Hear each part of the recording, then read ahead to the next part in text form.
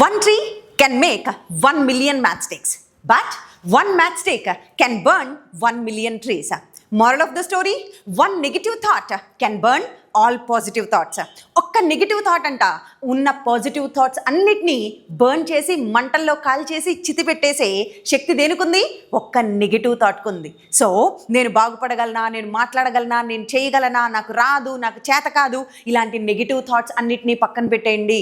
అవి మన పాజిటివ్ థింగ్స్ని, మన యాటిట్యూడ్ మొత్తాన్ని పతనం చేసి బర్న్ చేసేసే శక్తి ఆ నెగిటివ్ థాట్స్కి ఉంది. So don't let your negative thoughts ruin your life and career. So with this wonderful words, let's dive into our session. You are with me, Ujjwala, in English Made Easy by Ujjwala. So friends, now ee roju మన session start చేసే ముందు as usual మనకు తెలిసిందే ఒక tongue ట్విస్టర్తో start చేద్దాం. Meaning అర్థమైందా? చూడండి, pox నక్క తెలిసిందే. ఫ్లెడ్ అనేది వర్బ్ టు, దేనికి? ఫ్లీకి. ఫ్లీ ఫ్లెడ్ అనమాట. ఫ్లీ అంటే పారిపోవడం, ఫ్లెడ్ అంటే పారిపోయింది. ఎక్కడి నుంచి? ఆపదల్లో నుంచి పారిపోయింది. మనము ఇంగ్లీష్ అనే ఈ భయం నుంచి, ఇలాంటి వాటి నుంచి మనం కూడా పారిపోకూడదండి. సో అర్థమైందా? సో ఈ టంగ్ ట్విస్టర్స్ నుంచి మనం నేర్చుకునేది ఏంటి? నీతి నేర్చుకుంటున్నాం, టంగ్ కూడా తిప్పడం అలవాటు అవుతుంది. So a fox fled from danger, a fox fled from danger, a fox fled from danger, a fox fled from danger. This is the tongue twister. So friends, ఇప్పుడు ఒక్కసారి మనము ఈరోజు కాంటెంట్ ఏంటి, కాన్సెప్ట్ ఏంటి చూసే ముందు అసలు చూడండి, మనము సెంటెన్సెస్ మాట్లాడాలి అని అంటే we should know nouns, pronouns, ఇవి తెలియాలండి. ఏంటండి మీరు కూడా గ్రామర్ మొదలు పెట్టారా అని అంటే, see without these things we cannot speak English అండి. ఏమండి, ఇప్పుడు ఈరోజు మనం నేర్చుకోబోయే కాన్సెప్ట్ ఏంటి అని అంటే ప్రొనౌన్స్. ఏంటి ఈ ప్రొనౌన్స్? ప్రొనౌన్స్ అంటే ఏంటి? మనందరికీ తెలిసిందే, నౌనికి బదులుగా వాడేదే ప్రొనౌన్ అని చెప్తా ఉంటాం. సి ప్రొనౌన్స్ చాలా ఇంపార్టెంట్ పాత్ర వహిస్తాయండి మన డే టు డే లాంగ్వేజ్లో. ఇవి వస్తే ఇంగ్లీష్ ఎరగదీసేస్తారని చెప్పలేం, కానీ ఇవి లేకపోతే ఇంగ్లీష్ మాట్లాడడం కష్టం, ఇవి లేకపోతే భాష మాట్లాడడం కష్టం. ఏంటి అంత ఇంపార్టెంటా ప్రొనౌన్స్? అవును కదా. చూడండి, నేను ఇంగ్లీష్ మాట్లాడాను, నేను ప్రొనౌన్. ఉజ్వల బదులు ఏం వాడాను? ఐ అన్నాను. నేను ఉజ్వల కదా, ఉజ్వల అంటే నౌన్. ఉజ్వల అనే నౌన్కి బదులుగా వాడింది ఎవరు? ప్రొనౌన్, ఐ అన్నాను. లేదా మీరు చూస్తున్నారు, ఈ వీడియో చూస్తున్నారు, మీరు అంటే మీ అందరినీ పేరు పేరున చెప్పకుండా మీరు అంటున్నాను, మీ పేర్ల బదులు మీరు అని చెప్తున్నాను, అంటే యూ. సో ఈ ప్రొనౌన్స్ అనేవి లేకుండా మనం మాట్లాడడం చాలా కష్టం అండి. అసలు ఇవి లేకుండా కుదరదు. కాబట్టి ఇవి తెలుసుకోవడం చాలా ఇంపార్టెంట్. ఈరోజు ఆ ప్రొనౌన్స్ కాన్సెప్ట్ నేర్చుకుంటాం. అయితే ఒక సెంటెన్స్ని మనం గమనిస్తే సెంటెన్స్ ఎలా ఉంటుందో తెలుసా? సబ్జెక్ట్, వర్బ్, ఆబ్జెక్ట్, ఈ విధంగా ఉంటుందండి సెంటెన్స్ స్ట్రక్చర్. సబ్జెక్ట్ అంటే ఎవరు? పని చేసేవాడు సబ్జెక్ట్, పని చేసేవాళ్ళు సబ్జెక్ట్. మరి ఆబ్జెక్ట్ అంటే ఎవరు? పనిని రిసీవ్ చేసుకునే వాళ్ళు ఆబ్జెక్ట్. మధ్యలో వర్బ్ ఏంటి? పని. పని ఏదైతే చేస్తామో అది పని. సబ్జెక్ట్ అంటే పని చేసేవారు, ఆబ్జెక్ట్ అంటే పని పొందుకునేవారు, పని రిసీవ్ చేసుకునే వాళ్ళు ఆబ్జెక్ట్స్. మరి అయితే ఇందులో వచ్చే ప్రొనౌన్స్ ఒకటే ఉండకూడదు కదా. సబ్జెక్ట్కి వేరే ప్రొనౌన్స్ ఉండాలి, ఆబ్జెక్ట్కి వేరే ప్రొనౌన్స్ ఉండాలి. అది మనకి తెలియాలి. నేను వాళ్ళకి 10,000 రూపీస్ ఇచ్చానండి. ఇప్పుడు నేను చెప్పాలి, నేను వాళ్ళకి 10,000 రూపీస్ ఇచ్చా. ఇక్కడ పని చేసింది ఎవరు? నేను చేశా. ఆ పని పొందుకునింది ఎవరు? వాళ్ళు. మరి నేను అంటే సబ్జెక్ట్ కదా, పని చేసిన దాన్ని. సో నేను అంటే ఐ చెప్పాలి. ఓకే, నేను వాళ్ళకి అప్పిచ్చాను, లెండ్కి we to lent or I gave అనండి. పోనీ ఐ గేవ్ ఎవరికి? వారికి. అంటే ఆబ్జెక్ట్లో వచ్చేటప్పుడు దే అంటామా? దే అనకూడదు. దే అంటే పని చేసేవాళ్ళు, ఇక్కడ రావాలి. సో ఇక్కడ ఏం చెప్పాలంటే వాళ్ళకి ఇచ్చాను. సో దెమ్ అనేది రావాలి. అంటే సబ్జెక్ట్ ప్లేస్లో వచ్చే ప్రొనౌన్లు వేరే ఉంటాయి, ఆబ్జెక్ట్ ప్లేస్లో వచ్చే ప్రొనౌన్స్ వేరే పలకాలన్నమాట. ఇక్కడ ఒకటే పెట్టేయకూడదు. సో అందుకే సబ్జెక్ట్ ప్రొనౌన్స్ ఏంటో తెలియాలి, పని రిసీవ్ చేసుకునే ఆబ్జెక్ట్ ప్రొనౌన్స్ ఏంటో కూడా మనకి తెలియాలి. అర్థమవుతుందా? చూడండి, సబ్జెక్ట్లో ఐ ఉందనుకో, అది ఆబ్జెక్ట్కి వెళ్ళేటప్పటికి, రిసీవ్ చేసుకునేటప్పటికి అది ఎలా మారుతుంది? మీ అవుతుంది. యూ ఉందనుకో, యూగానే ఉంటుంది. హీ ఉందనుకో, ఆబ్జెక్ట్లో ఏమవ్వాలి? హిమ్ అవ్వాలి. షీ ఉందనుకో, ఆబ్జెక్ట్కి వెళ్ళేటప్పటికి ఏమవుతుంది? హర్ అవుతుంది. ఈ ఆబ్జెక్ట్ ప్రొనౌన్లు సెంటెన్స్ మధ్యలోనే రావాలి. సెంటెన్స్ స్టార్టింగ్లో ఎక్కడైనా హర్ అంటామా మనం? సెంటెన్స్ స్టార్టింగ్లో ఎక్కడైనా హిమ్ అంటామా? నో. స్టార్టింగ్లో దేంతో వాడుతున్నాం సబ్జెక్టులు? I, you, he, she. అర్థమవుతుందా కాన్సెప్ట్? Subject, verb, object. ఈ కాన్సెప్ట్ అర్థం కావాలి. ఇది మీరు అర్థం చేసుకుంటే నెక్స్ట్ నేను చెప్పబోయేది ఈజీగా ఉంటుందండి. ఇది లేకుండా భాష లేదు. ఇది లేకుండా డైలీ కాన్వర్జేషన్స్ మనం ఇంగ్లీష్లో మాట్లాడలేము. ఐ కాల్డ్ యూ అంటున్నాను, ఐ హెల్ప్డ్ యూ అంటున్నాను, ఐ కాల్డ్ హిమ్ అంటున్నాను. హిమ్ ఎందుకు వచ్చింది అక్కడ అంటే ఇప్పుడు పని పొందుకున్నాడు అతను, రిసీవ్ అయింది అతనికి. పిలిచింది ఎవరు? నేను. ఐ అంటే నేను, హిమ్ అతన్ని. సో ఇప్పుడు ఒక్కసారి జాగ్రత్తగా చూడండి. ఈరోజు మన కాన్సెప్ట్ ఏంటి? Personal pronouns. పర్సనల్ ప్రొనౌన్స్ 3 రకాలుగా చెప్తారు: subject pronouns, object pronouns, possessive pronouns. Subject pronouns అంటే ఏం తెలియజేస్తాయి? పని ఎవరు చేశారో వాళ్ళని సబ్జెక్ట్ ప్రొనౌన్స్. ఆబ్జెక్ట్ ప్రొనౌన్స్ అంటే పని ఎవరు పొందుకున్నారో వాళ్ళు ఆబ్జెక్ట్ ప్రొనౌన్స్. మరి పొజెసివ్ ప్రొనౌన్స్ అంటే ఏంటి? ఎవరిది ఆ వస్తువు, ఓనర్షిప్ తెలియజేస్తుంది. ఓకే, ఈ వస్తువు, ఈ ఫోన్ నాది, ఈ హౌస్ మాది, ఈ తప్పు నీది.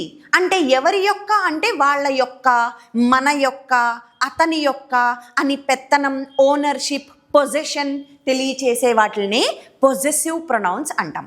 ఒక్కసారి జాగ్రత్తగా చూడండి.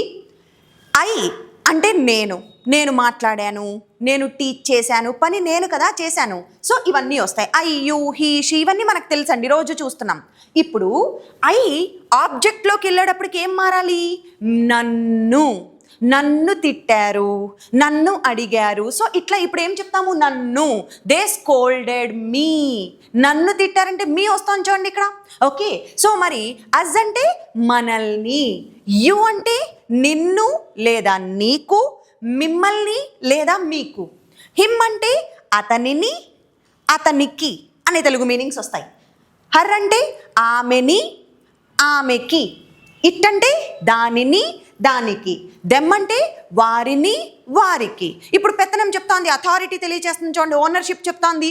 ఇది నాది, మీది, అతనిది, ఆమెది అని వచ్చినప్పుడు ఇవన్నీ రావాలి.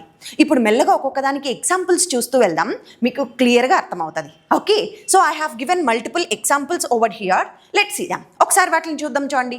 ఇప్పుడు సబ్జెక్ట్ ప్రొనౌన్స్ అంటే మనకు తెలిసిందేనండి. I went to the market.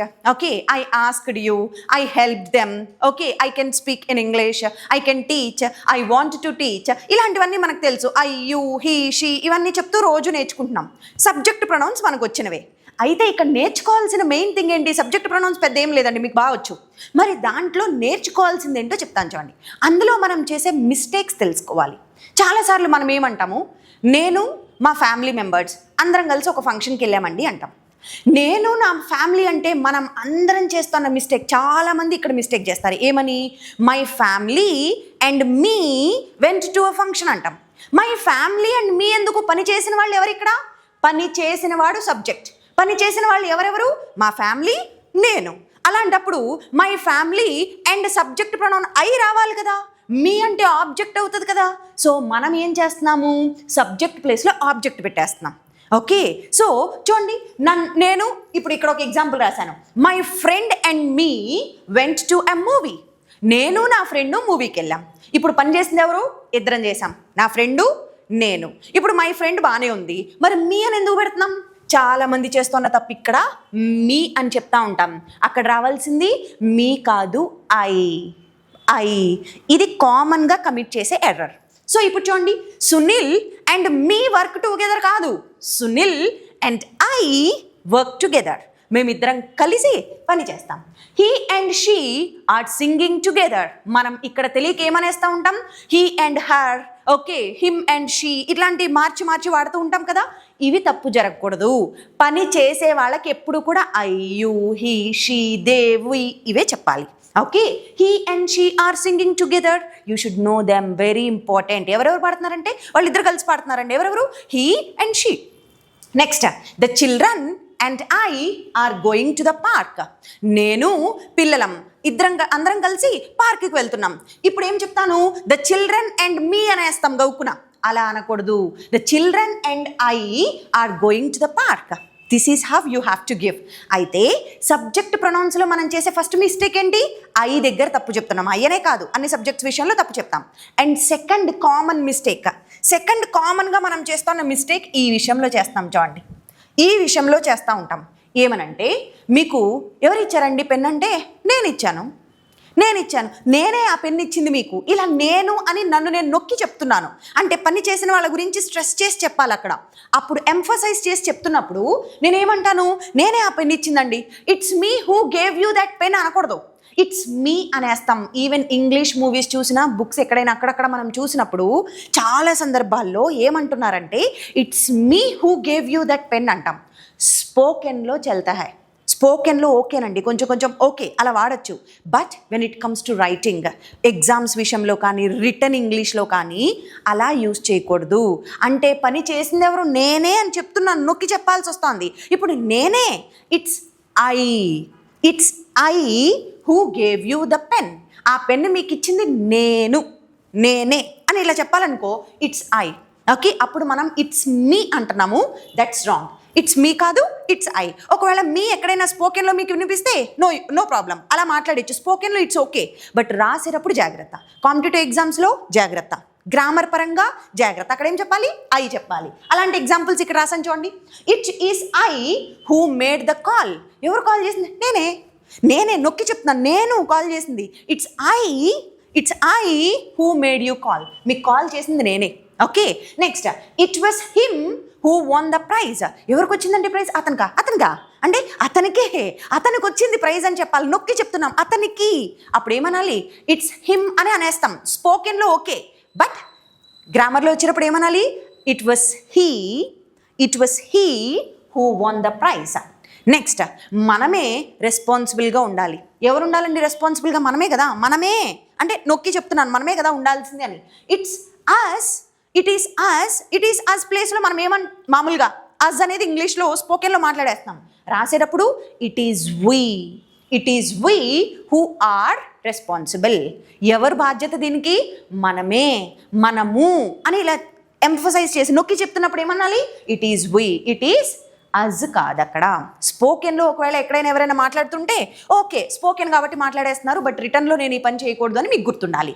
And next, object pronouns. పని చేసేవాళ్ళు, సబ్జెక్టులు, దాని రిలేటెడ్ కొన్ని ఎగ్జాంపుల్స్ చూసాం. మరి ఇప్పుడు పని రిసీవ్ చేసుకునేవాళ్ళు, పని పొందుకునేవాళ్ళు, పని పొందేవాళ్ళు ఇలా ఉంటారు. చూడండి, షీ కాల్డ్ మీ. నేను రౌండ్ చేస్తున్నవి మనకి ఆబ్జెక్ట్ ప్రొనౌన్స్. పని అందుకుంటున్నారు వీళ్ళు, రిసీవ్ చేసుకుంటున్నారు, పని చేయట్లే, పని అందుకుంటున్నారు. వీళ్ళు సెంటెన్స్ మధ్యలోనే వస్తారు, స్టార్టింగ్లో రారు, సెంటెన్స్ మధ్యలో. Okay, so she called me last night. ఆమె రాత్రి నాకు కాల్ చేసింది. నన్ను అని చెప్పామా, నన్ను. And I will help you with your homework.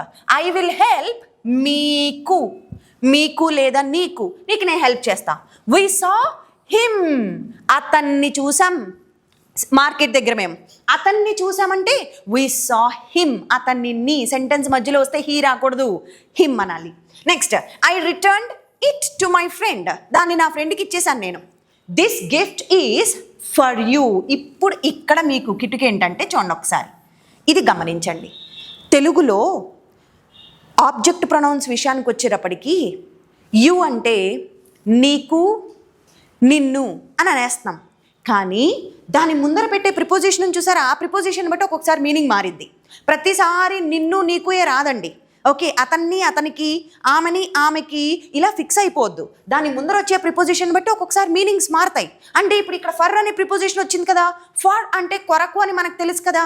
So ఇప్పుడు నీకు, ఎవరికి? నీ కొరకు అని చెప్తున్నాను.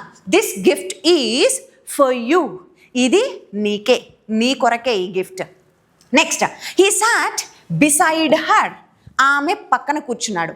అతను ఆమె పక్కన కూర్చున్నాడు. He sat beside her. She came with us. ఇక్కడ ఒకసారి చూడండి, ఇప్పుడు ఏమొచ్చింది? With us. అస్ అంటే మాకు, మమ్మల్ని అని నేర్చుకున్నాం. కానీ ఇక్కడ విత్ అనే ప్రిపోజిషన్ కనిపించిందా? మరి ఇప్పుడు మాకు మమ్మల్ని కాస్త ఏమవ్వాలి? మాతో అవ్వాలి. విత్ అంటే తో కదా. So she came with us. ఆమె మాతో వచ్చింది. They invited. ఇప్పుడు రెండు ఆబ్జెక్టులు వస్తే సెంటెన్స్ ఎలా ఉంటుందో చూడండి. They invited me and them. వాళ్ళు పిలిచారు ఎవరెవరిని? వాళ్ళని, నన్ను. They invited me and them to the wedding. వాళ్ళని, నన్ను వాళ్ళు వెడ్డింగ్కి ఇన్వైట్ చేశారు. ఇప్పుడు మనం బై మిస్టేక్ ఇక్కడ మాట్లాడేస్తాం, ఏమనేస్తూ ఉంటాం? They invited me and they, ఇలా రాకూడదు. They invited them and I, ఇక్కడ ఐ రాకూడదు. పని చేస్తే ఐ రావాలి. ఇక్కడ ఇన్విటేషన్ మనకి ఇచ్చారు, మనం పని పొందాము, పొందినప్పుడు ఆబ్జెక్ట్ కదా, ఐ రాకూడదు ఇక్కడ, జాగ్రత్త. The coach selected you and me. Coach నిన్ను, నన్ను ఇద్దరిని సెలెక్ట్ చేశారు టీంలో అని చెప్పాలి. Coach selected you and me. The principal called you and him. Principal నిన్ను, అతనిని, ఇద్దరిని పిలిచారు. అర్థమవుతుందా? సో ఇవి ఆబ్జెక్ట్ ప్రొనౌన్స్. సెంటెన్స్ మధ్యలో కానీ చివరిలో కానీ ఎక్కడైనా వస్తాయి, స్టార్టింగ్లో మాత్రం రావు. ఇలా గుర్తుపెట్టుకోండి. సెంటెన్స్ స్టార్టింగ్లో వచ్చేది ఏమవుతుంది? సబ్జెక్ట్ ప్రొనౌన్ అవుతుంది. And last possessive pronouns. Possession అంటే మన హక్కు, మన ఓనర్షిప్ తెలియజేస్తాయి. ఇప్పుడు ఎలా చెప్తాను? This pencil is mine. Mine అంటే నాది. The red car is hers అంటే ఆమెది. The final decision is theirs అంటే వాళ్ళది. Next, this book is yours నీది. The house on the corner is his. Okay, కార్నర్లో ఉన్న హౌస్ ఎవరిది? అతనిది. Is this coat yours or mine? ఈ కోట్ నీదా, నాదా అంటే పొజెషన్ తెలియజేస్తుంది, ఓనర్షిప్. ఈ కోట్ నీదా, నాదా? Is this decision yours or his? ఈ డెసిషన్ నీదా, అతనిదా?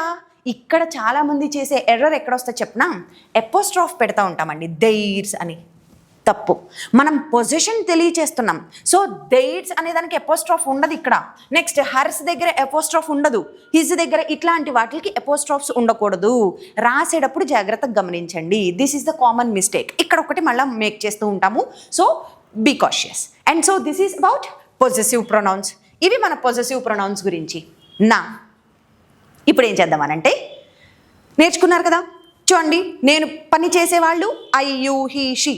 పని రిసీవ్ చేసుకునేవాళ్ళు మీ, హిమ్, హర్. ఇవి ఆబ్జెక్ట్ ప్రొనౌన్స్. నాది, నీది అని చెప్తే పొజెషన్స్ మాట్లాడాలి. ఇప్పుడు మీకోసం ఒక చిన్న క్విజ్ ఇక్కడ పెట్టాను.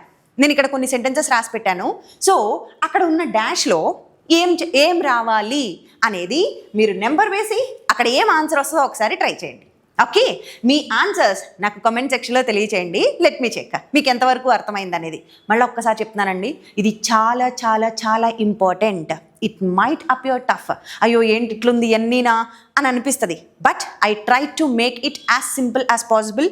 వీలైనంత ఈజీగా చెప్పడానికి ట్రై చేశాను. ఇంకా మీ ప్రాక్టీస్ మీద ఆధారపడి ఉంది. So take a screen shot. దీనికి ఒకసారి స్క్రీన్ షాట్ తీసుకోండి, లేదంటే పాజ్ చేయండి వీడియో.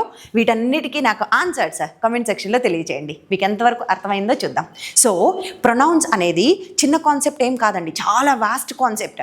అయితే మన స్పోకెన్లో మనకి ఎంతవరకు అవసరం అనేది అంతవరకు నేను ఇవ్వడానికి ట్రై చేస్తాను. ఎందుకంటే me, him, her, I, you, he, she, mine, his ఇలాంటివి లేకుండా సెంటెన్సులు ఉండవు. మరి ఇవి లేకపోతే సెంటెన్సులు ఎలా మేక్ చేస్తారు మనకు తెలియాలి, నేర్చుకోవాలి కదా. సో అందుకే ఈ బేసిక్ కాన్సెప్ట్ మీకోసం. So friends, this is all from my end. Class నచ్చిందా? మీ ఫీడ్బ్యాక్లో తెలియచేయండి. And at the same time online, offline classes కొరకు ఇక్కడ ఉన్న నెంబర్స్కి కాంటాక్ట్ చేయండి. వన్ మోర్ థింగ్, సమ్మర్లో మీ టైంని ప్రొడక్టివ్గా యూటిలైజ్ చేయాలి అని అనుకుంటే కనుక you have online and offline classes. And at the same time ఇప్పుడు చిన్న పిల్లల కోసం, okay, kids related from 4th, 5th class నుంచి 10th క్లాస్ వరకు కూడా we're taking. So online, offline అయితే హైదరాబాద్ అండ్ రాజమండ్రి క్లాసెస్ ఉన్నాయి. మరి ఆన్లైన్ అయితే ఎక్కడి నుంచైనా వినొచ్చు, మీ ఇష్టం, ప్రపంచంలో ఎక్కడి నుంచైనా వినండి. అయితే కిడ్స్ కోసం సెపరేట్గా క్లాసెస్ కండక్ట్ చేయడం జరుగుతోంది. So interested people can reach out to us. Okay, కింద నెంబర్స్కి కాల్ చేసి రీచ్ అవ్వండి. And this is all from my end. Take care.